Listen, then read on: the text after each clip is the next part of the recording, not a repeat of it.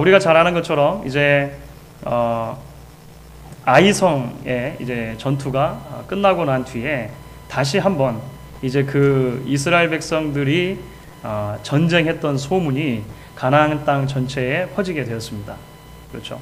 그래서 오늘 우리가 함께 읽은 본문은 먼저 이 가나안 땅에 그 소문이 퍼지게 되었을 때 그 여호수아와 이스라엘 백성들이 이제 아이성에게 행한 일, 그리고 뭐 그 이전에는 여리고 이렇게 전쟁을 행한 그런 모든 소문을 듣고 이제 그 소문들에 대해서 반응들이 나타나기 시작하는데, 특별히 오늘 본문 가운데 초반에는 이제 상반된 두 가지의 반응이 있었다, 이렇게 우리에게 이야기를 해주고 있습니다. 하나의 반응은 무엇이었습니까? 오늘 우리가 1절과 2절에서 읽은 것처럼 가나안을 대표하는 6 족속의 왕들이 이제 보여준 반응이었습니다. 제가 1절과 2절을 다시 한번 읽겠습니다. 요단 서편 산지와 평지와 레바논 앞 대해변에 있는 헷사람과 아모리 사람과 가나안 사람과 브리스 사람과 히윗 사람과 여부스 사람의 모든 왕이 이 일을 듣고 모여서 일심으로 여호수아와 이스라엘로 더불어 싸우려 하더라. 지금까지는 그죠? 여호수아서를 우리가 1장부터 쭉 살펴봤을 때 지금까지는 이스라엘 백성들에 대한 소문을 들었을 때 가나안 백성들이 대체적으로 보였던 반응이 무엇이었습니까? 무서워서 떠는 것이었습니다. 그렇죠. 하나같이 그런 반응들을 보였었어요. 뭐 가나안 전반적인 것도 그랬고 특별히 여리고성에서는 그런 현상들이 많이 나타났었습니다. 그런데 웬일인지 이제 아이성까지 이제 이스라엘 백성들이 점령을 하고 났을 때 가나안에 사실은 대표적으로 이제 흩어져 있는 여러 족속들 가운데 가나안의 6 족속, 가나안 6 족속이라고 우리가 할 수 있는 6개 민족들이 있었습니다. 그런데 이 민족들의 왕들이 서로 모여서 회의를 하기 시작한 것입니다. 그 회의가 무엇이었냐면, 우리가 이제 이스라엘이 행하는 일을 결코 좌시할 수가 없을 지경에 이르렀다 라고 하는 것이죠. 어차피 지금 이스라엘 백성들의 행보로 봐서는 가나안을 계속해서 점령해서 들어올 심산인 것 같은데, 가만히 앉아서 이렇게 당하는 것보다는 우리가 무슨 대책을 세워야겠다라고 생각한 것입니다. 그래서 이스라엘은 어차피 한 나라니까 이제 우리가 6개의 그 도시국가들이 함께 힘을 합치고 모여가지고 이제 함께 싸우면 어떡하겠느냐라고 하는 결정을 내린 것이죠. 그래서 이제 가나안의 6 족속이 연합군을 형성하는 것입니다. 연합군. 그렇죠. 굉장히 많은 이 군대가 나중에 모이리라고 생각하게 되어집니다. 하여간 이제 연합군을 형성해가지고 이스라엘 백성과 특별히 이제 여호수아가 이끄는 그 이스라엘 군대를 이제 치려고 행했다라고 하는 것이죠. 어떤 사람들이 이렇게도 이야기합니다. 아마도 이스라엘 백성들은 이전까지의 그 행보로 봤을 때는 무적의 군대라고 일컬을 수 있을 만큼 이 승승장구했었습니다. 그렇죠. 특별히 요단강을 건너기 전에도 이미 이 아모리 사람 그 왕들을 쳐부수는, 그래서 시혼과 옥이라고 하는 왕들을 쳐부수고 이제 요단강의 동편을 또 땅으로 나눠주고 뭐 그런 일이 있었지 않습니까? 건넌 다음에도 여리고성에서 그 엄청난 승리를 거두고 막 했습니다. 그래서 이스라엘 백성들이 실패한 적이 한 번 있습니다. 그것이 어떤 것이었죠?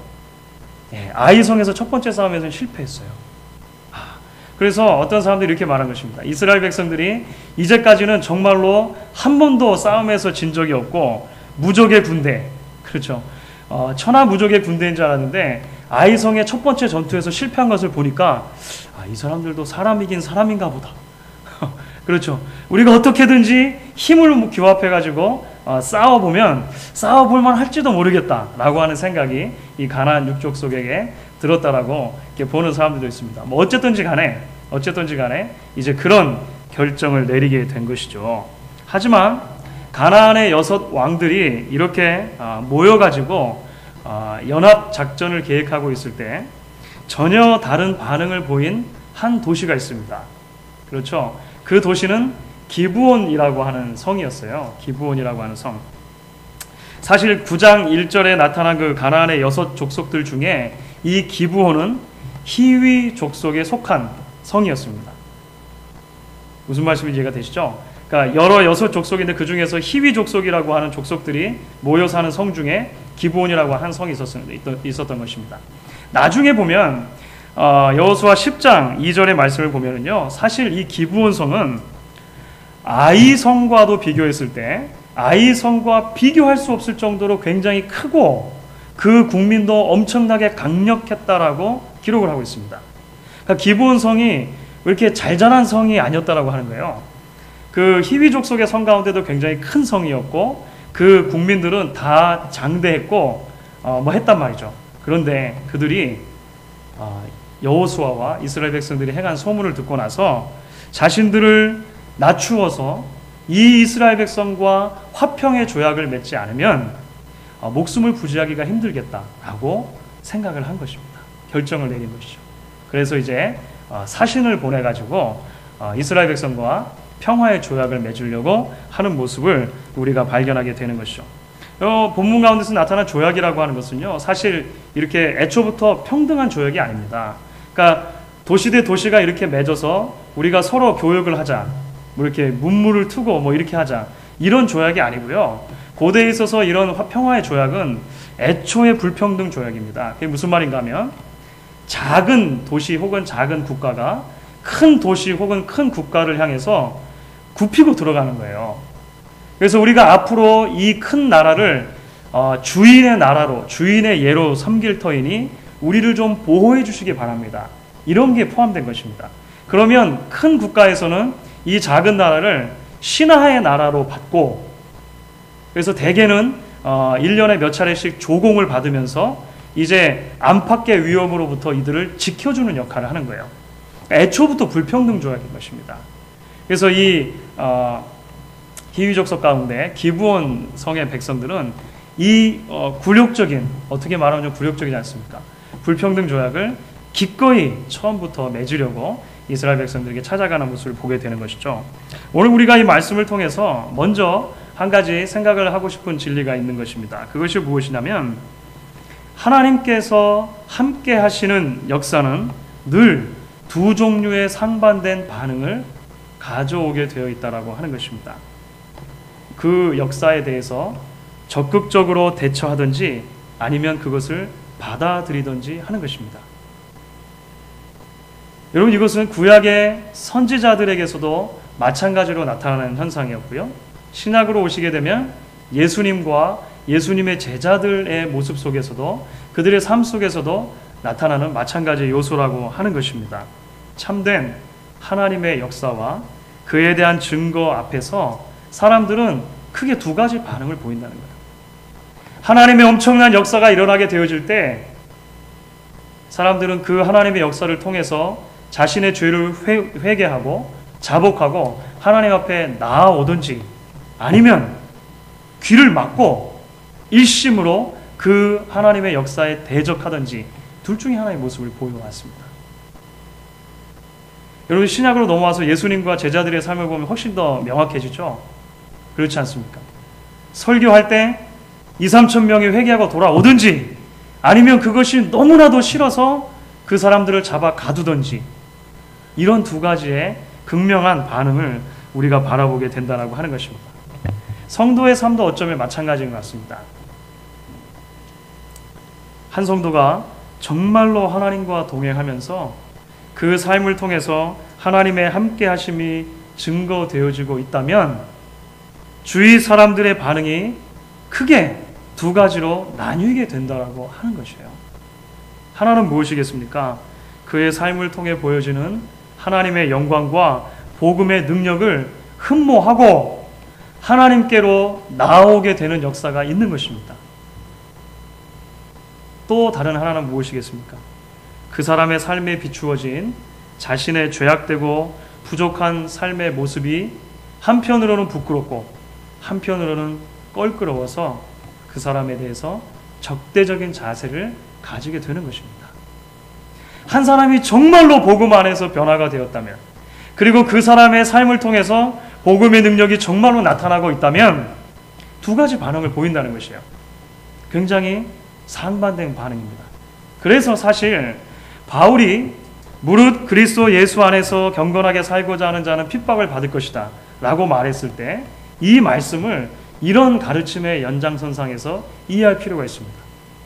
정말로 변화된 하나님의 백성으로 이 땅을 살아갈 때 변화된 모습 때문에 즐거워하는 사람도 있지만 반면에 불편해하는 사람도 생긴다고 하는 거예요.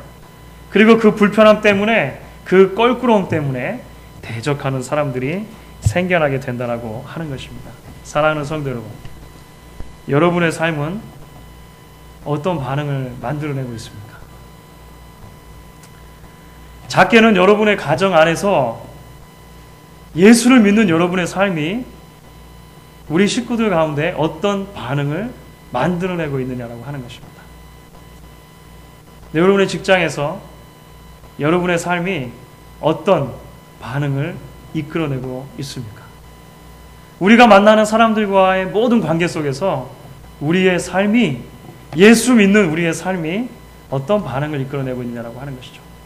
좀 더 넓히면 우리 교회가 이 지역사회와 우리가 살고 있는 시대 속에서 어떤 반응을 이끌어내고 있습니까? 라고 하는 질문을 사실 오늘 우리는 이 앞부분의 말씀을 통해서 먼저 우리 자신과 조금 더 나아가서 우리의 공동체에게 던져볼 수 있다라고 생각을 하는 것입니다. 이제 조금 더 나아가서 오늘 말씀을 살펴보게 되면요, 그럼에도 불구하고 오늘 계속되는 말씀은 이스라엘 백성들이 기브온과 조약을 맺은 것에 대해서 그것이 이스라엘 편에서 볼 때 굉장히 중대한 실수가 있었다라고 하는 것을 말씀이 이야기를 해주고 있습니다. 사실 3절부터 15절까지 말씀을 보시게 되면은요, 기브온 백성들이 어떤 방식으로 이스라엘 백성들과 조약을 성취하게 되었는가, 성사시키게 되었는가 하는 이야기가 굉장히 자세하게 기록이 되어져 있습니다. 먼저 이 기브온 백성들이 이스라엘 백성들과 어떻게든지 간에 화평의 조약을 맺으려고 머리를 짜내서 생각해낸 것이 무엇이었습니까? 속임수를 쓰는 것입니다. 속임수. 그렇죠. 속임수를 쓰는 것이었습니다. 원래 기브온은 아이성에서 그리 멀지 않은 곳에 있습니다. 그러니까 가나안 땅 안에 있는 것이죠. 그런데 이들이 머리를 짜내서 이런 속임수를 쓰기로 한 것입니다. 3절부터 6절까지 말씀입니다. 사실 이게 굉장히 재밌는 말씀인데요. 이게 이제 여러분들 구약 성경을 읽으시면 대체적으로 구약 성경이 좀 지루하다는 선입견을 가지고 읽으시잖아요. 그리고 이제 우리말로 번역된 건 좀 어렵긴 합니다만, 그래서 좀 이렇게 생동감 있게 안 와닿는데, 이 생동감 있게 한번 읽어보겠습니다. 우리 같이. 생동감이 있는 것으로 우리가 간주하고 한번 같이 읽을게요. 3절부터 6절입니다. 사실 굉장히 재밌는데요. 같이 읽습니다.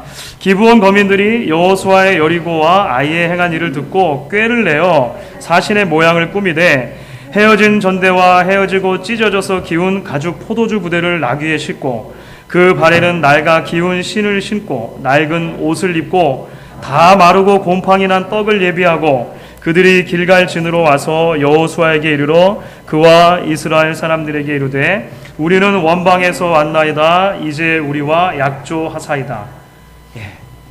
이거 재밌지 않으세요? 사실 이게 읽으시게 되면 마치 첩보 영화를 방불케 할 만큼 사실 이 기브온 백성들이 자신의 사신들을 꾸미는 모습이요, 대단히 놀랍습니다. 그렇죠? 가까이 있는 성읍임에도 불구하고 정말로 멀리서 온 성읍인 것처럼, 백성인 것처럼 보이려고 정말 이 온갖 수단을 다 하는 것입니다. 그렇죠? 옷차림 행색에서부터 심지어 이 디테일한 양식 이런 것까지, 신발까지 다 신경을 써가지고 멀리서 온 사람인 것처럼 보이게 하는 것이죠. 왜 이렇게 했을까요? 일단 이게 이제 우리의 질문이 첫 번째 돼야 됩니다. 그렇죠? 도대체 왜 기브온 백성들이 이런 행동을 하면서 조약을 맺으려고 하는 것이냐라고 하는 것입니다. 사실 이 부분에 대해서 우리가 좀 바르게 이해를 하려면 애초에 가나안 정복과 관련된 율법에 대해서 좀 이해를 할 필요가 있습니다. 이것은 이스라엘 백성들이 가나안을 정복할 때 하나님께서 주신 명령과 관계가 된 거예요. 하나님은 이스라엘 백성들이 가나안 땅에 들어갔을 때 말씀을 따라서 싹쓸이 전쟁을 해야 한다라고 가르치셨습니다. 제가 여러 번 말씀을 드렸죠. 싹쓸이 전쟁. 사실은 그 싹쓸이 전쟁에 신명기의 가르침을 보게 되면 중요한 세 가지의 조항이 따라오게 됐습니다. 그것은 뭐냐면, 하나는 자비를 보이지 말라. 완전히 진멸하라는 것입니다. No mercy. 두 번째는요, 조약을 맺지 말라. No treaty. 세 번째는 그들과 결혼하지 말라. no marriage였습니다. 이 세 가지가 다 한꺼번에 그 싹쓸이 전쟁이라고 하는 개념 안에 포함이 되어 있는 거예요. 그러니까 자비를 보이지 말고 완전히 진멸하라. 그 다음에 조약을 맺지 말아라. 함께 결혼을 하지 말아라.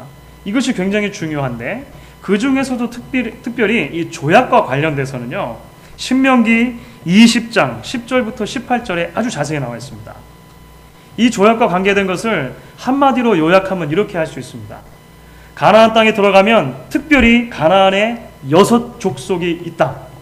이 6 족속과는 무슨 일이 있어도 조약을 맺으면 안 된다. 라고 하는 게 신명기 20장에 나와 있는 거예요. 6 족속의 이름을 다 나열하면서 이 6 족속과는 무슨 일이 있어도 조약을 맺으면 안 되고 반드시 다 진멸해야 한다. 하지만 이 가나안 땅의 6 족속 외에 가나안을 넘어서 있는 사람들을 쳐나갈 때는 무작정 치지 말고 먼저 사신을 보내서 화평을 청하라라고 되어 있습니다. 그게 신명기 20장의 기록이에요. 그러니까 이스라엘 편에서 먼저 사신을 보내라는 거예요. 그래서 화평을 먼저 선포하는 것입니다. 항복할래 안 할래 이렇게 하는 거죠. 그래서 그쪽 성읍에서 우리는 항복입니다 라고 성문을 열고 받아들이면 그 성의 백성들을 죽이는 것이 아니었습니다. 조공을 받고 그들과 함께 살 수 있도록 만들어주라 라고 하는 것이 하나님의 율법이었다라고 하는 거예요.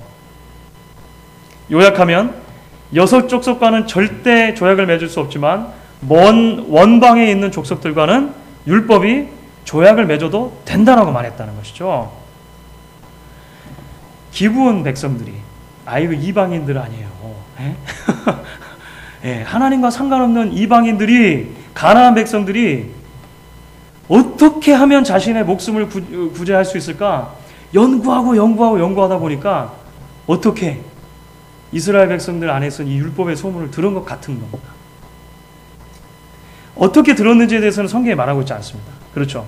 성경에 말하고 있지 않지만 대개 학자들이 설명하기를 사실은 이제 앞으로 사신들이 와가지고 기브온 기브온의 사신들이 와서 이스라엘 족속 앞에서 여호수아 앞에서 이 보고를 할 때 그 보고의 내용들이 신명기 20장에 나오는 율법의 내용을 알지 못하고는 도저히 할 수 없는 말들인 거예요. 너무나도 그 신명기 20장에 나오는 율법의 말씀들을 닮아 있는 것입니다. 그러니까 어떤 경로가 됐던지 간에 이 기브온 백성들이 율법을 주워 듣고 이 율법이 빈틈을 찾은 거죠. 빈틈을. 우리가 원방에서 왔다고 하면 조약을 맺을 수 있겠구나 라고 생각한 것입니다. 그래서 지혜를 짜내가지고 이제 이렇게 꾸며서 사신을 보냈다라고 하는 것이죠. 이들이 처음 왔을 때 여호수아와 이스라엘 백성들이 보인 첫 번째 반응은 무엇이었을까요? 사실은 의심했습니다. 굉장히 조심했어요. 굉장히 조심했습니다. 7절 말씀에 이렇게 되어 있죠. 이스라엘 사람들이 히위 사람들, 그 기브온 사람들입니다. 히위 사람들에게 이르되 너희가 우리 중에 거하는 듯하니 우리가 어떻게 너희와 약조할 수 있으랴. 아무리 봐도 너희가 가나안 사람 같다는 겁니다. 그렇죠. 냄새가 난다는 거죠. 가나안 사람 냄새가 나는데 어떻게 우리와 조약을 맺을 수 있겠는가 라고 하는 것입니다. 사실 굉장히 조심하고 있죠. 어쩌면 이러한 조심스러운 반응은 당연한 것일 줄도 모르겠습니다. 왜냐하면 여호수아와 이스라엘 백성들이 지금까지 여리고성의 전투, 아이성의 전투를 통해서 철저하게 배운 것이 무엇입니까? 말씀대로 싸워야 한다는 것이죠. 말씀에 순종하지 않고서 가나안 땅에서 사는 것은 곧 파멸이다 라고 하는 것을 그들은 철저히 깨달은 것입니다. 그리고 바로 얼마 전에 에발산에서 그렇죠. 율법 전체를 돌판에 막 새기고 에발산과 그리심산에서 축복과 저주의 말씀을 선포하고 우리는 하나님 말씀만을 따라가겠습니다. 그렇게 결단했단 말이죠. 이런 일이 있으면 바로 다음인데 조심한 게 가능하겠죠. 아무리 봐도 우리 가운데 거하는 듯한데 어떻게 조약을 맺을 수 있겠는가? 여러분들이 사신들의 입장이라면 어떨까요? 가슴이 철렁했겠죠. 그렇죠. 이게 지금 계획이 다 수포로 돌아가게 생긴 것입니다. 그런데요, 이 사신들이 놀랍게 끈질깁니다. 그래가지고 여기에 당황하지 않고 논리적으로 자신들의 입장을 설명을 해요. 그게 9절부터 13절에 쭉 나타나 있습니다. 먼저 그들의 설득이 얼마나 논리적이냐면요, 자신들이 먼 나라에서 온 이유에 대해서 잘 설명을 합니다. 그 이유가 무엇인가? 우리가 먼 나라에서 당신들의 여호와 하나님에 대한 소문을 들었다는 것입니다. 우리가 원방에서 하나님의 행한 일을 들었는데 그 일이 얼마나 놀라운지 이 사람들과 조약을 맺어야겠다라고 생각했다는 거예요. 그리고 나서 어떤 절차를 통해서 우리가 오게 됐는가? 우리의 국민들이, 특별히 우리의 백성의 장로들이, 대표들이 사신들을 뽑아서 이들을 보내서 화평을 청하겠다라고 결정을 했다는 거예요. 국가적인 결정이 있었다. 국민 투표를 거쳤다. 라고 하는 거죠. 이게 이제 계속해서 설득이 돼가는 것입니다. 그리고 나서 마지막에 이제 이들이 비장의 무기. 그게 뭐죠? 물증입니다. 물증. 그 물증이 뭐냐면 12절부터 13절에 나옵니다. 또 나오는데 굉장히 재밌어요. 우리의 이 떡은 우리가 당신들에게로 오려고 떠나던 날에 우리들의 집에서 오히려 뜨거운 것을 양식으로 취하였더니 보소서 이제 말랐고 곰팡이 났으며 또 우리가 포도주를 담은 이 가죽 부대도 새 것이더니 찢어지게 되었으며 우리의 이 옷과 신도 여행이 심히 길므로 인하여 낡아 졌나이다. 물증을 보여줍니다. 물증. 그렇죠? 네. 이 빵을 보십시오. 이게 처음에 따끈따끈한 놈으로 우리가 집에서 가져왔는데 먼 길을 오는 동안에 다 말라 바스러지고 있습니다. 그렇죠?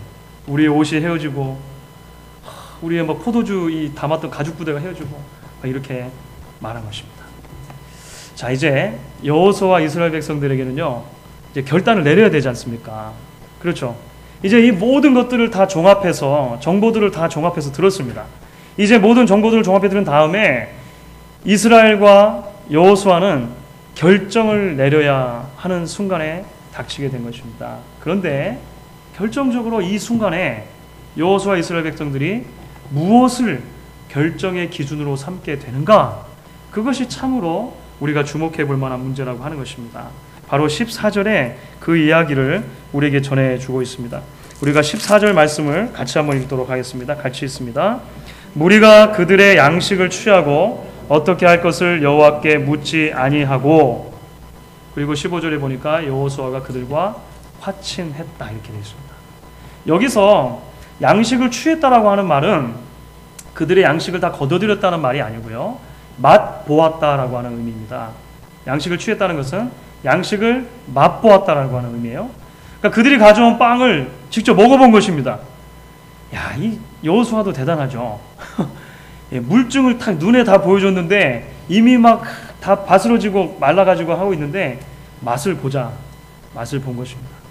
그리고 맛보고는요, that's it. 맛을 보고는 그것으로 결정을 하고 말았다라고 하는 것입니다.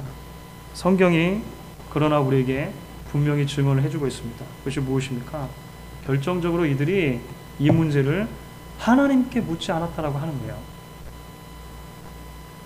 이스라엘 백성들 편에서 심각한 오류가 있었다라고 이야기를 하는 것입니다. 다시 말하면 그들이 자신들의 감각적인 판단에 의지한 나머지 하나님의 뜻을 묻지 않고 지금 이 조약을 맺어버리는 실수를 하게 되었다는 것입니다. 여러분들 9장 15절을 보면 이제 여호수아가 화친해가지고 조약을 맺은 장면이 나옵니다. 여러분, 이 조약을 맺는다고 하는 것은요, 사실 굉장히 중요한 엄숙한 의식을 수반하는 것이었습니다. 단지 사람들이 왔을 때 그래, 그럼 우리 조약 맺자, 우리가 지켜줄게 해가지고 구두로만 오가는 것이 아니고요, 고대 근동에서 이런 종류의 국가 간의 조약이 있을 때, 특별히 이런 화친의 조약이 있을 때는 거의 예외 없이 하나의 준엄한 의식이 행해졌습니다. 그 의식이 무엇이냐면 짐승을 잡아서 짐승을 반으로 갈라 쪼개는 거예요. 그리고 그 쪼갠 짐승을 두 개로 이렇게 벌려놓는 것입니다. 때에 따라서는 짐승을 여러 마리 잡기도 하고 뭐 몇 마리 잡기도 하고 그렇습니다. 그 다음에 어떻게 할까요? 계약을 체결하는 당사자들이 그 쪼갠 고기 사이로 이렇게 지나가는 엄숙한 의식을 행했습니다. 그래서 고대 히브리어도 마찬가지입니다. 그 구약성에 기록된 히브리어도 마찬가지인데, 언약을 체결하다라고 했을 때 그 체결하다라고 하는 동사를 cut, 자르다라고 하는 동사를 씁니다. 언약을 자르다. 왜 자르다라고 하냐면 그 언약을 맺는 체결의 의식 자체가 짐승을 잡아서 자르는 것을, 컷하는 것을 그 안에 이미 품고 있기 때문에 그래요. 그럼 왜 번거롭게 짐승을 잡아가지고 반으로 자르고 그 사이로 지나가고 이렇게 할까요? 누구든지 한편에서 이 조약을 어겼을 때는 이 쪼개놓은 짐승처럼 죽임을 당하게 될 것이다라고 하는 것을 서약하는 것입니다. 이 굉장히 중요한 서약이에요. 성경에도 사실 이 조약을 이렇게 맺는 장면이 등장합니다. 창세기 15장에 하나님께서 아브라함과 언약을 맺으실 때 쪼갠 고기 사이로 하나님께서 불꽃으로 지나가시는 장면 여러분들 혹시 기억나십니까? 이게 사실 고대 근동의 그 언약 체결 장면을 그대로 도용이 아니라 그대로 따라한 것입니다. 왜냐하면 당연히 그 안에 있는 것이기 때문에 그렇죠. 무슨 말입니까? 여러분들 나중에 보면은요, 이제 우리가 다음 시간에 살펴보겠지만 사실 이거는 기브온 백성들이 명백히 거짓말한 거잖아요. 그렇죠? 거짓말한 것입니다. 그리고 나중에 3일 뒤에 가가지고 이 먼 나라에서 온 줄 알았는데 원래 아이성 옆에 살고 있다는 것을 발견한 거예요. 발견했습니다. 그러면 우리의 오늘날의 상식으로 보면 이 거짓말로 조약을 체결했으니까 무효다 이렇게 하면 되잖아요. 더군다나 이스라엘 나라는 훨씬 큰 나라 아닙니까? 없는 걸 하네, 없는 걸 하네. 이렇게 하면 될 것 같지 않습니까? 그런데 안 되는 겁니다. 한번 조약을 체결하면 그게 얼마나 엄숙하든지 이러한 조약의 의식을 같이 묻기 때문에 이것은 되돌릴 수가 없는 겁니다. 조약을 한 번 하면 되돌리지 못하는 거예요. 그래서 이 조약을 바꾸지 못하고 나중에 끝까지 기브온을 이제 책임져 주게 되는 것입니다. 여러분들 기브온의 사신들이 워낙에 철저하게 자신들을 위장하긴 했지만 오늘 성경을 쭉 읽다 보면 분명히 성경은 이스라엘 백성들에게 결정적인 실수가 있었다라고 지적하고 그들의 실수를 묻고 있습니다. 그렇죠? 그 실수의 가장 중심에 무엇이 있습니까? 자신의 감각에만 의지한 나머지 하나님의 말씀을 잊어버린 것입니다. 이스라엘 백성들의 문제는요, 말씀에 대한 지식이 없는 것 자체가 문제가 아니었어요. 사실 그들은 분명히 조약에 대해서 알고 있었습니다. 그들은 분명히 하나님께서 조약을 맺을 때 어떻게 맺어야 하는가, 어떻게 맺으면 안 되는가 하는 신명기 20장의 말씀을 잘 숙지하고 있었어요. 그리고 처음에는 그 말씀에 근거해서 굉장히 조심하기까지 했다라고 하는 것입니다. 그런데 문제가 무엇입니까? 주어진 말씀을 끝까지 붙들고 그 말씀을 지키기 위해서 전적으로 하나님께 의지하기보다 결국에는 자신들의 감각과 그 감각에 근거한 판단에 의지해서 결정을 내리게 됐다라고 하는 것입니다. 사랑하는 성도 여러분, 그렇기 때문에 오늘 본문은 저와 여러분에게 묻고 있는 것입니다. 오늘 우리가 가장 의지하는 1순위가 무엇이냐라고 하는 거예요. 우리가 인생을 살면서 중대한 결정의 기로에 섰을 때 우리가 가장 먼저 의지하는 1순위가 과연 무엇이냐 우리에게 묻고 있는 것입니다. 나의 감각. 나는 탁월한 방향 감각을 타고났는가 보다 라고 생각하면서 나의 인생의 방향 감각을 믿고 하나님의 말씀은 오히려 뒷전에 있는 것은 아닌가? 오늘 본문이 우리에게 묻고 있다라고 하는 것이죠. 그러나 사랑하는 여러분, 우리의 감각은 얼마든지 우리를 속일 수 있습니다. 여러분, 우리의 감각이 얼마나 허술한지 아십니까? 어떤 방송국에서 실험을 하나 했어요. 실험을 하나 했는데 그냥 뭐 이렇게 우스개로 한 것입니다. 지나가는 사람들 대상으로 한 것인데요. 사람들이 많은 길거리에 이렇게 뭐 노상에 사람들이 많이 이렇게 있는데 어떤 한 사람이 녹색 상의 청바지를 입고 도로 한가운데로 소리를 지르면서 미친 듯이 막 달려갔어요. 그리고 나서 조금 시간을 두고 있다가 이제 리포터가 가가지고 그 모여 있었던 사람들에게 가서 묻는 것입니다. 조금 전에 지나갔던 사람 보셨나요? 다 봤습니다. 이렇게 말하는 것이죠. 그러면 여기서 그 사람의 인상착의에 대해서 혹시 얘기해 주실 만한 분이 있으십니까? 여러분, 제가 좀 전에 뭐라고 얘기했죠? 네. 녹색 상의에 청바지를 입은 사람, 가방을 안 메고 그냥 녹색 상의에 청바지를 입은 사람이 지나갔습니다. 어떤 사람이 손을 들고 이야기를 하는 것입니다. 제가 분명히 봤습니다. 야, 저한테 물어보시길 잘했어요. 제가 분명히 봤는데 그 사람이 파란색 상의를 입고 미친 듯이 막 뛰어가더라고요. 이렇게 얘기한 것입니다. 옆에 있는 사람이 또 손을 들고 얘기합니다. 아유, 저 사람이 잘못 봤습니다. 제가 진짜 분명히 봤는데요. 제가 정말로 봤는데 그 사람이 오렌지색 상의를 입고 오렌지색 상의를 입고 녹색 바지를 입고 뛰어갔습니다. 아, 그러고 보니까 가방도 하나 둘러맸던 것 같아요. 소설을 쓰는 거죠, 이제는. 여러 사람들이 계속 이야기를 하는 것입니다.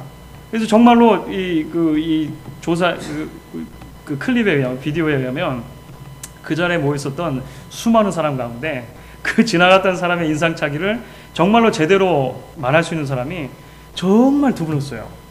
거의 없었습니다. 우리의 감각은 얼마든지 우리를 속일 수 있습니다. 그렇죠? 우리가 정말로 봤다고 생각하는 것, 정말로 내 감각에 옳다라고 생각하는 것이 사실 아닐 수 있는 가능성도 대단히 많습니다. 내가 정말 들었다고 생각했는데 듣지 않았을 수도 있고요. 내가 정말 봤다고 생각했는데 그렇지 않을 수도 있는 것이죠. 여러분들 신앙생활도 마찬가지인 것이죠.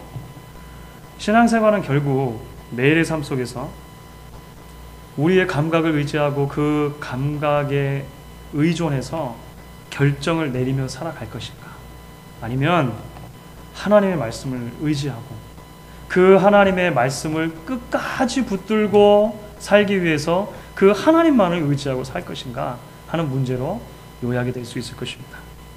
오늘 여호수아와 이스라엘 백성들의 모습은 우리에게 자신의 감각에만 의지하는 동안에는 결단코 하나님의 뜻에 주의를 기울일 수 없다는 진리를 가르쳐주고 있는 것이죠. 오늘 이 말씀이 우리에게 주시는 말씀의 도전을 붙들고 정말로 하나님께서 기뻐하시는 모습으로 주의 말씀을 붙들고 주의 말씀을 따라서 살아갈 수 있는 저와 여러분들이 될 수 있기를 간절히 부탁드리는 것입니다.